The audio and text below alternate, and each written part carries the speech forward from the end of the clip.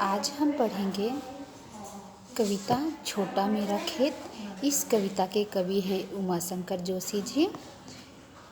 तो आइए पढ़ते हैं इस कविता को और समझते हैं इसके भावार्थ को। छोटा मेरा खेत चौकोना, कागज का एक पन्ना, कोई अंधड़ कहीं से आया, छड़का बीज वहाँ बोया गया। इस कविता में कवि अपने आप को कृषक अर्थात खेती करने वाला और जो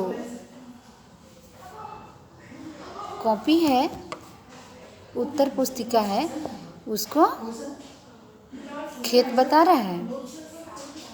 और कवि का खेत कैसा है? चौकोना है। छोटा मेरा खेत चौकोना। कैसा है कवि का खेत? चौकोना है और छोटा है। कागज का एक पन्ना है, जो कागज का एक पन्ना है। कोई अंधड़ कहीं से आया। अंधड़ का अर्थ है यहाँ पर कहीं से कोई भाव आया, कोई झगड़ा किया, कोई प्यार किया, चाहे कोई भी बात कवि के साथ हुई तो उसको क्या बता रहे? कोई अंधड़ कहीं से आया। अंधड़ का अर्थ होता है आंधी तूफान। कहीं से आया, छड़का बीज वहाँ बोया गया।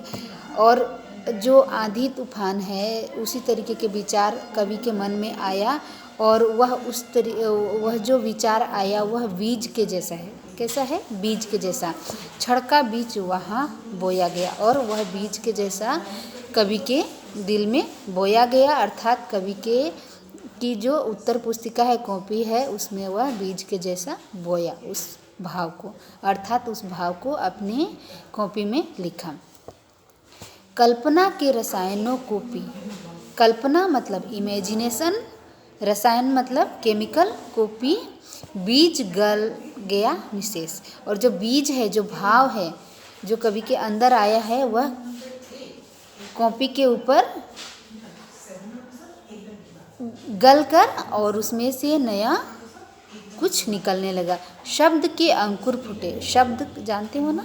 शब्द का मतलब जो कवि के अंदर भाव आए, भाव को अपने कॉपी पर शब्दों के माध्यम से वह अंकुर उसके फूटे। वो सब शब्दों के माध्यम से वो उस भाव को लिखने के लिए प्रस्तुत हुआ। पल्लव पुष्पों से नमित हुआ विशेष। और जिस तरीके से फूल पौधे निकलते हैं ना, बीज जब पृथ्वी में डाली जाती है, उसी तरीके से जो भाव थे कवि के अंदर आए थे, उस भाव का पल्लव पुष्पों से नमित हुआ। उस भाव के बहुत सारे फूल और वो अलग अलग तरीके की और शाखाएं निकलती गई और एक पौधे का रूप धारण कर लिया।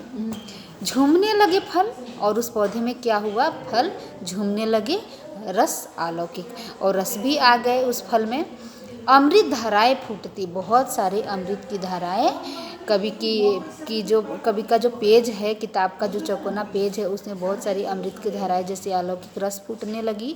रोपाई छड़ की। अब कवि बता रहा है कि एक क्षण जो वो भाव आया था, उस भाव की वजह से जो कवि ने अपनी कलम के माध्यम से चौकोना पेज पर लिखता है, कविता का रूप देता है, वह एक क्षण ही वह भाव आया था, लेकिन कटाई अनंतता की बहुत दिन तक उसका फल उसको मिलेगा। जो भाव कवि ने अपने कलम के माध्यम से कॉपी पर लिखा है, एक क्षण ही उसने रोपाई की थी, बीज बोया था, लेकिन उसका जो फल है उसको अनंतता तक, बहुत दिनों तक मिलते रहेगा।